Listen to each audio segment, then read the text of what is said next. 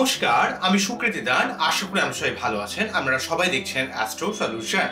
আজকে আমি আলোচনা করবো যে সমস্ত মেষ রাশি বা লগ্নের ক্ষেত্রে 2025-এর এই মে মাস সার্বিক কেমন যাবে, কোন জায়গায় আপনাদের জীবনে সার্বিক পরিবর্তন করবে, সবকিছু নিয়ে পুঙ্খানুপুঙ্খভাবে বিশ্লেষণ করব।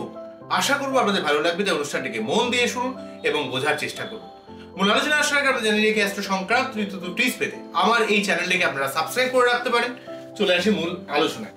প্রথমে দেখুন, এই মে মাসটা অত্যন্ত গুরুত্বপূর্ণ এই কারণে, কেননা চারটে যে স্লো মুভিং প্ল্যানেট রয়েছে, বৃহস্পতি, শনি, রাহু, কেতু, এই চারটে স্লো মুভিং প্ল্যানেটের মধ্যে তিনটে স্লো মুভিং প্ল্যানেট বৃহস্পতি, রাহু এবং কেতু এই মে মাসে রাশি পরিবর্তন করবে। এছাড়া আরো অন্য কিছু গ্রহ কিন্তু রাশি পরিবর্তন করবে, কিন্তু শুধুমাত্র যেহেতু বৃহস্পতি, রাহু, কেতুর একটা বিশেষ ইম্প্যাক্ট থাকে, একটা স্লো ভাবে মুভ করে, তাই এদের প্রভাবটাও যেমন আলোচনা করব, অন্যান্য গ্রহের প্রভাবগুলো টোটাল মে মাসে কিভাবে পড়ছে সবকিছু নিয়ে পুঙ্খানুপুঙ্খভাবে বিশ্লেষণ করব। আশা করবো আপনাদের ভালো লাগবে। তাই অনুষ্ঠানটিকে মন দিয়ে শুনুন এবং বোঝার চেষ্টা করুন। তো প্রথমে বলবো, দেখুন মেষ রাশি বা লগ্নের ক্ষেত্রে এই মুহূর্তে ঠিক লগ্ন বা রাশিতে সূর্যদেব অবস্থান করছে। সেক্ষেত্রে যেহেতু আপনাদের ক্ষেত্রে পঞ্চমপতি লগ্ন বা রাশিতে পাস করছে, এই টোটাল মে মাস জুড়ে, মে মাসে মোটামুটি ধরুন 15ই মে পর্যন্ত যেহেতু এখানে অবস্থান করবে, দুটো সপ্তাহ আপনারা সন্তান, আপনার ব্যবসা, আপনার মান সম্মান, প্রতিপত্তি, পিতার দিক থেকে, হেল্পের দিক থেকে আপনাকে সূর্যদেব সর্বাত্মক একটা সাহায্য করবে। 15ই মে এর পর কিন্তু এখান থেকে সূর্যদেব লগ্ন বা রাশি থেকে দ্বিতীয়ভাবে চলে যাবে। এগুলো নিয়ে আমি পরে আলোচনা করছি। মেন প্রসঙ্গটাই আমরা আসি। দেখুন প্রথমেই বলি, দেখুন যে অলরেডি আমরা যখন মে মাসে প্রথমে ঢুকবো, সেখানে দেখবো যে শনি, রাহু, বুধ এবং শুক্র একসঙ্গে চারটে গ্রহ দ্বাদশ ভাবে অবস্থান করছে। দেখুন দ্বাদশ ভাব মানে যে ব্যয়ের ভাব। তো এক্ষেত্রে দশমপতি এবং একাদশপতি শনি দ্বাদশ ভাবে যখনই প্রবেশ করে গেল 29শে মার্চের পর থেকে, আপনার কর্মের জায়গা এবং অর্থ ইনকামের জায়গায় কিছুটা সমস্যা কিন্তু ক্রিয়েট করেছে। তবে যারা বিদেশে রয়েছেন, বিদেশ থেকে যারা অর্থ ইনকাম করতে চাইছেন, বা যারা কোনো রকম গবেষণা রিলেটেড কাজ করছেন, কোনো রিসার্চ রিলেটেড যারা কাজ করছেন, বা যে কোনো ধরনের নিজের কাজের জায়গায় যারা প্রমিনেন্ট রয়েছেন, সেখানে কিন্তু শনি সর্বাত্মক শুভ ফল দেবে। কিন্তু সব থেকে বড় কথা, এই মুহূর্তে চারটে গ্রহ যোগ, যখন শনি এখান থেকে এই কুম্ভ রাশি থেকে রাশি পরিবর্তন করে মীন রাশির ঘরে প্রবেশ করলো, অলরেডি রাহু কিন্তু এই ঘরে অবস্থান করছে 2023 অক্টোবর থেকে। শনি, রাহু, বুধ, শুক্র এই মুহূর্তে একসঙ্গে অবস্থান করে গেছে, চতুর্থ গ্রহ যোগ চলছে। তার আগেও যদিও কিন্তু সূর্য এখানে ছিল, সূর্য 14ই এখানে এপ্রিলে রাশি পরিবর্তন করেছে। তো যাই হোক, একসঙ্গে চারটে গ্রহের অবস্থান, এখানে বুধ এবং শনি, এখানে কিন্তু অত্যন্ত ভাবে আপনার মিসকমিউনিকেশন তৈরি করা। সপ্তমপতি এক তো দ্বাদশে রয়েছে এবং তার সঙ্গে শনি বা রাহু যুক্ত থাকার জন্য সার্বিকভাবে আপনার ভোগের দিক থেকে, আপনার অর্থ ইনকামের দিক থেকে, আপনার ভালো থাকার দিক থেকে, আপনার মানসিক শান্তির দিক থেকে, আপনার নিজের লাইফ পার্টনারের কিছুটা প্রবলেম ক্রিয়েট করছে, বা লাইফ পার্টনারের সঙ্গে অনেক সময় মনোমালিন্য ঘটা, বা লাইফ পার্টনারের শরীর স্বাস্থ্য নিয়ে কিছুটা সমস্যা কিন্তু এখানে শনি রাহু যোগ তৈরি করার জন্য, বা রাহু শুক্র যোগ তৈরি করার জন্য কিন্তু শুক্রের একটা ডিস্টারবেন্স অবস্থা কিন্তু তৈরি করেছে। তো শুক্র যেহেতু রাহু যুক্ত হয়ে রয়েছে বা শনি যুক্ত হয়ে রয়েছে, শুক্র যেহেতু আপনাদের ক্ষেত্রে সপ্তমপতি এবং দ্বিতীয়পতি, তাই আপনার অর্থ সংক্রান্ত ব্যাপারে, মুখের ভাষা প্রয়োগের ব্যাপারে এবং আপনার লাইফ পার্টনারের সার্বিক দিক থেকে, লাইফ পার্টনারের সঙ্গে আপনার সম্পর্কই বলি, বা লাইফ পার্টনারের শরীর স্বাস্থ্য নিয়ে কিছুটা সমস্যা, বা আপনার অর্থ ইনকামের দিক থেকে প্রচুর একটা সমস্যা ক্রিয়েট করছে। আপনার মুদ্রা কথা, ভোগের দিক থেকে, ভালো থাকার দিক থেকে সার্বিক একটা ডিস্টারবেন্স কিন্তু এখানে শনি বা রাহু ট্র্যাকে শুক্র আটকে যাওয়ার জন্য কিন্তু ক্রিয়েট করেছে।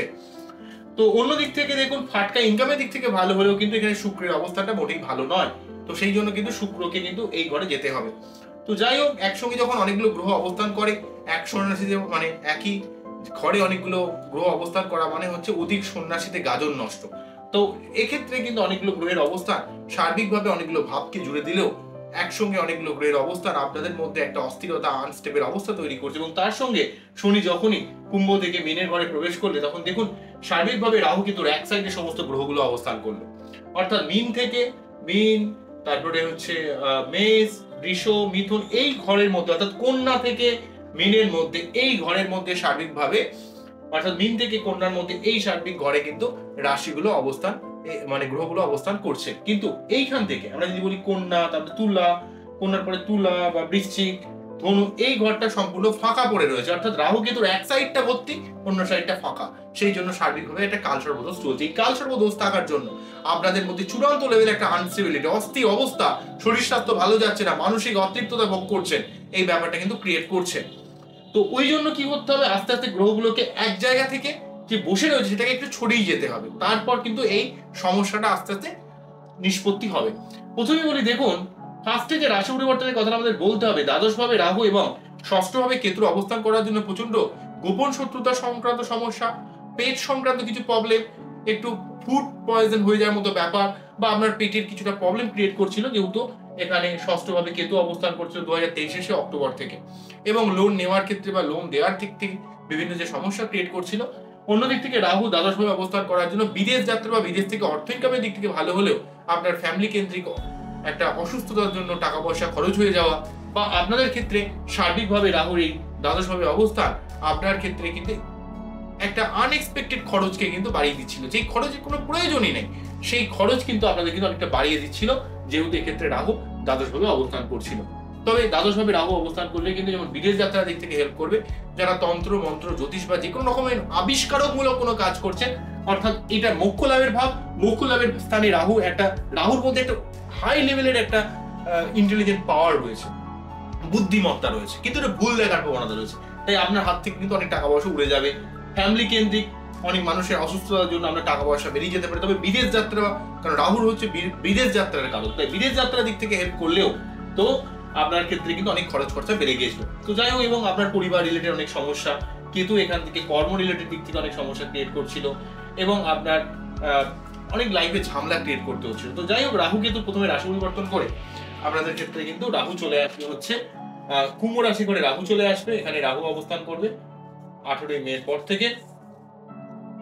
18ই মের পর থেকে কিন্তু রাহু অবস্থান করবে, আর কেতু ঠিক পিছিয়ে এসে এখানে সিংহ রাশির ঘরে কিন্তু কেতু অবস্থান করবে। তো পঞ্চম ভাবে কেতু এবং একাদশ ভাবে রাহু, রাহু কেতুর পঞ্চম এবং একাদশ অবস্থান। তো পঞ্চম ভাবে কেতু অবস্থান করার জন্য আপনার সন্তানের পড়াশোনার ব্যাপারে দায়িত্বশীল হতে হবে। আপনার ক্রিয়েটিভিটির দিক থেকে ভালো, কিন্তু কিছুটা পেটের সংক্রান্ত সমস্যা, নিজের বুদ্ধি ইমপ্লিমেন্ট করতে কিছুটা সমস্যা ক্রিয়েট করতে পারে। তবে যারা ডিপ কোনো অধ্যয়ন করছেন, গভীর কোনো অনুসন্ধান করছেন, এমন কাজে কিন্তু আপনাকে কেতু হেল্প করবে। যারা গোয়েন্দা ডিপার্টমেন্টে কাজ করছেন, পুলিশ লাইনে কাজ করছেন, বা নিজের প্রফেশনকে আপনি ডিপ লেভেলে যেতে চাইছেন, সেক্ষেত্রে কেতু আপনাকে হেল্প করবে। এবং কেতু হচ্ছে আপনার শারীরিকভাবে ক্রিয়েটিভ ক্ষমতা প্রদান করবে।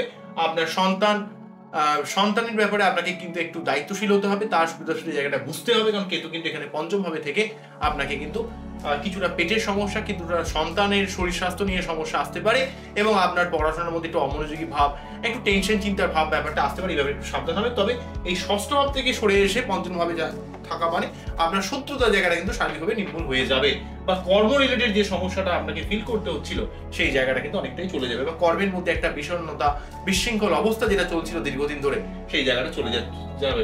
অন্যদিক থেকে রাহু কিন্তু 11th হাউসে ঢুকবে। রাহু 11th হাউসে ঢোকার জন্য আপনার জীবনে ফাটকা জায়গা থেকে লাভ, বা আপনার জীবনে অর্থ ইনকামের অনেকগুলো সেগমেন্ট তৈরি করবে, অনেকগুলো সোর্স তৈরি করে দেবে। কিন্তু রাহু 11th হাউসে থাকার জন্য আপনার কোনো রকম ফাটকা জাতীয় কোনো জায়গা থেকে অর্থ আসতে পারে, কিন্তু আপনাকে যেই জায়গাটা স্টেবল জায়গা, সেই সংক্রান্ত জায়গায় যতটা অর্থ পাওয়ার দরকার সেখানে অনেক সময় আটকে যেতে পারে। তার জন্য আপনাকে রাহুর মন্ত্র পাঠ করতে হবে। যদি আপনার অর্থ ইনকাম বা জীবনের প্রাপ্তিযোগের দিক থেকে কিছু বাধা ক্রিয়েট করে, তাহলে কিন্তু রাহুর মন্ত্র পাঠ করতে হবে। এবং রাহু 11th হাউসে থেকে যেহেতু সপ্তম ভাবকে প্রভাবিত করবে, তো তার পঞ্চম দৃষ্টির মাধ্যমে, মানে এটাকে আমরা যদি অ্যান্টি ক্লকওয়াইজলি নবম, বা এইভাবে ক্লকওয়াইজলি বললে পঞ্চম, তো এখানে পঞ্চম ভাবে সপ্তম ভাবে যদি দৃষ্টি প্রদান করবে, তো সেক্ষেত্রে আপনার লাইফ পার্টনারের শরীর স্বাস্থ্যের ব্যাপারে সাবধান হতে হবে। কিছুটা লো লেভেলের মানুষ আপনাকে প্রভাবিত করার চেষ্টা করবে, বা আপনার সম্পর্কের দিক থেকে তৃতীয় কোনো ব্যক্তির প্রবেশ, যার জন্য আপনার সম্পর্ক কিছু ক্ষেত্রে খারাপ হতে পারে। এই ব্যাপারে একটু আপনাকে দেখতে হবে, যাতে কোনো মানুষ আপনার সম্পর্ক বা আপনার পাবলিক ডিলিংসের জায়গাটা খারাপ করতে না পারে, কারণ অন্য লো লেভেলের মানুষ আপনার নিজের শারীরিক ইমেজটাকে অনেকটা কিন্তু নষ্ট করে দেওয়ার চেষ্টা করবে। কারণ এই সপ্তম ভাব হচ্ছে আপনার পাবলিক ডিলিংস, বৈবাহিক লাইফ, আপনার ইমেজ, অর্থাৎ আপনি যদি নিজে এটা হন, তো আপনার ইমেজটাকে কিন্তু সপ্তম ভাবের উপর ইন্ডিকেট করছে। তো রাহুর এখানে প্রভাব কিন্তু এটা ইন্ডিকেট করে। অন্যদিক থেকে কেতু যেহেতু আপনার লগ্ন বা রাশিকে প্রভাবিত করবে, তাই মনের কথা ক্লিয়ারলি বলতে না পারা, বোঝাতে না পারা, মানসিক একটা অতিরিক্ততা ভাব কিন্তু ক্রিয়েট করতে পারে। তাই যদি আপনার পেট সংক্রান্ত সমস্যা হয়, বা সন্তান সংক্রান্ত বা পড়াশোনা রিলেটেড কোনো ব্যাপার থেকে কিছু সমস্যা আসে, তাহলে আপনার কেতুর মন্ত্র পাঠ করতে হবে। কেতুর যে মন্ত্র, ওম পলালধম সংকাশং তারাগ্র বিমর্দকং রৌদ্রং রুদ্রার্তকং ক্রন্তং কেতু পরমাম্মা, এই মন্ত্র পাঠ করে তার যে বীজ মন্ত্র ওম স্ত্রাম স্ত্রীম স্ত্রম স্বাহা কেতবে নমঃ, এই মন্ত্র পাঠ করতে পারে।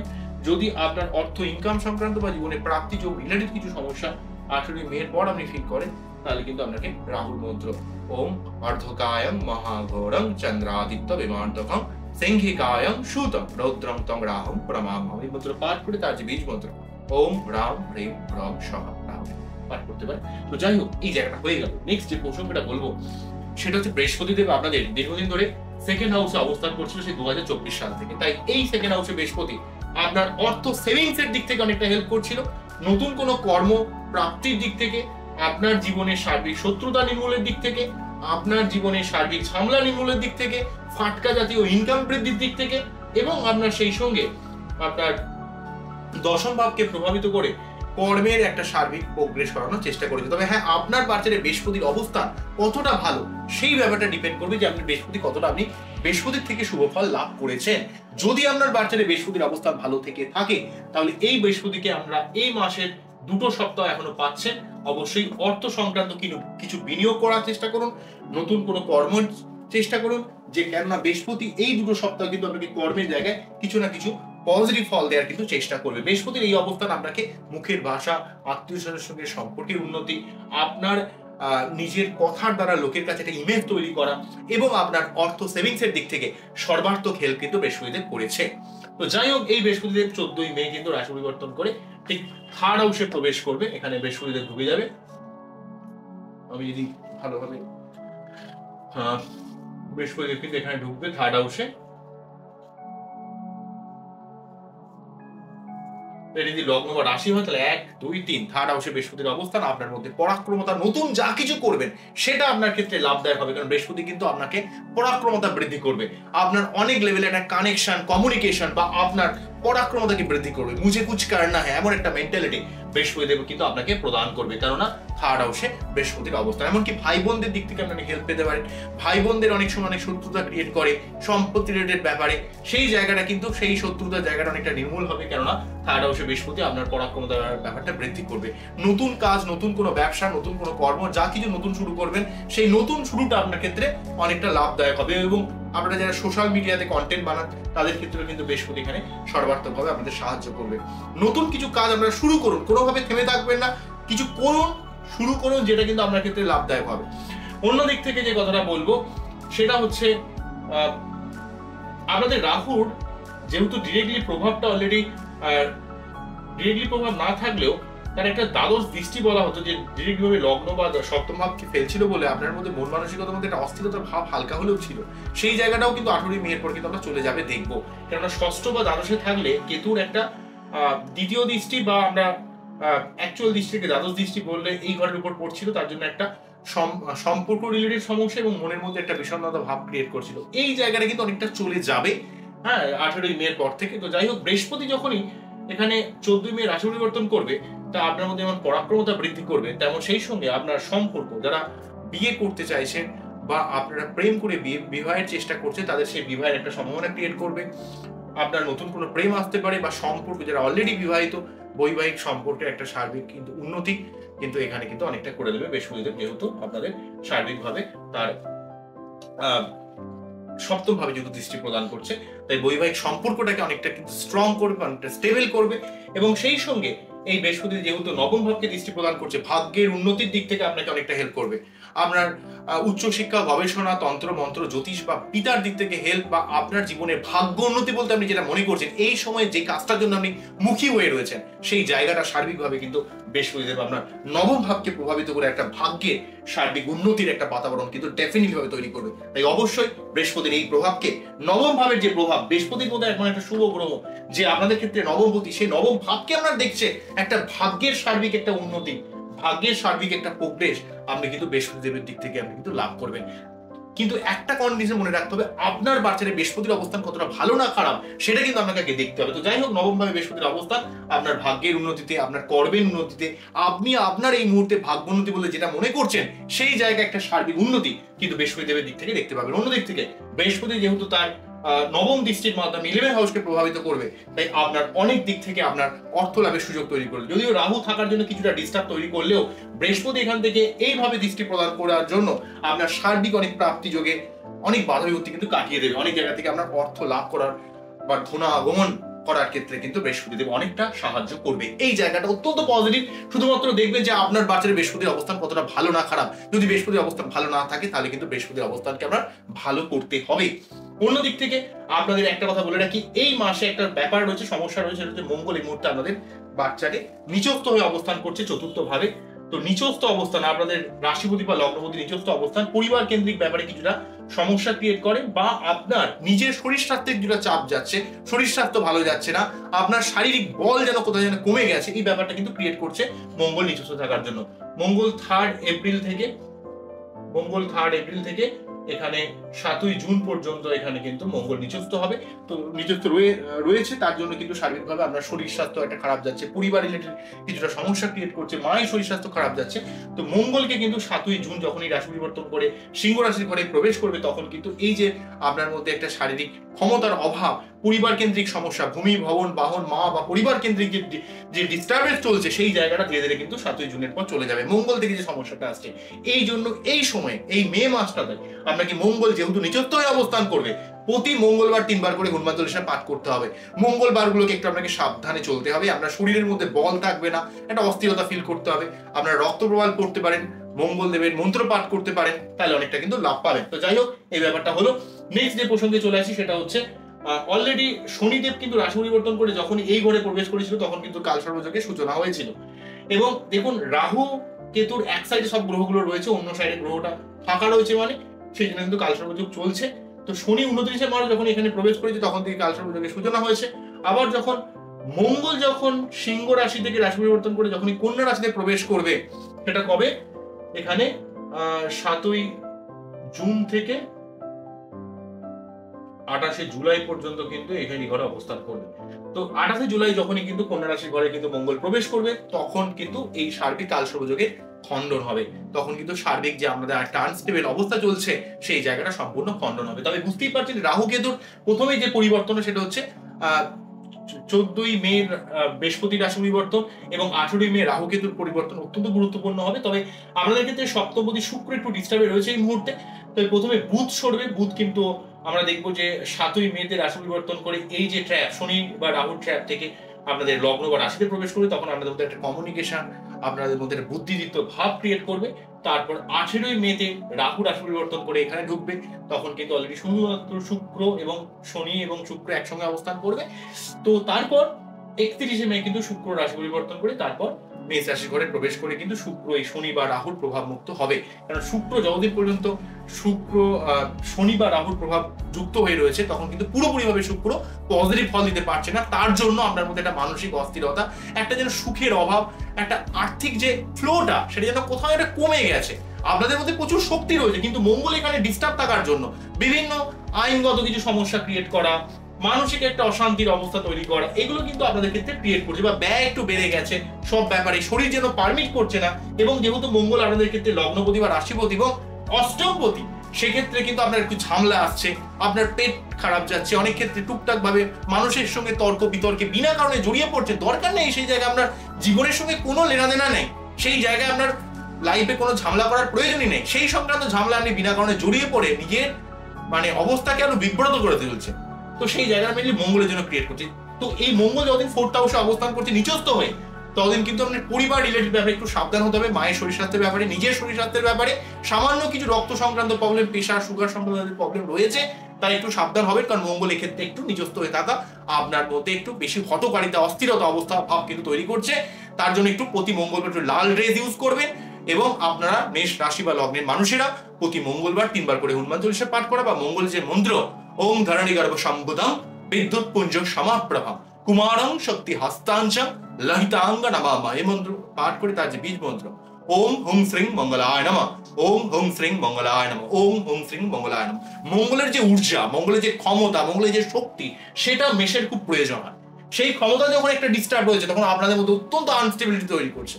তো এই জায়গাটাকে আপনাকে একটু ফিল করতে হবে, মঙ্গলের সঠিকভাবে প্রতিকার এই মুহূর্তে করতে হবে। তো সার্বিক ব্যাপারটা বুঝতে পারছেন যে এই কালসর্প যোগটার জন্য একটু সাবধান আমাদের থাকতে হবে। এই যোগটা কিন্তু মোটামুটি ভাবে 14ই মে, 18ই মে, তারপরে 28শে জুলাই, 28শে জুলাইয়ের পর থেকে অনেকটা স্টেবিলাইজড অবস্থা আপনারা ফিরে পাবেন। তো এই হলো ওভারঅল অনুষ্ঠানটা। আমাদের টোটাল অনুষ্ঠানে কেমন লাগলো সেটা কিন্তু অবশ্যই আমাকে জানাবেন। আপনারা খুব ভালো থাকুন, অ্যাস্ট্রো দেখতে থাকুন।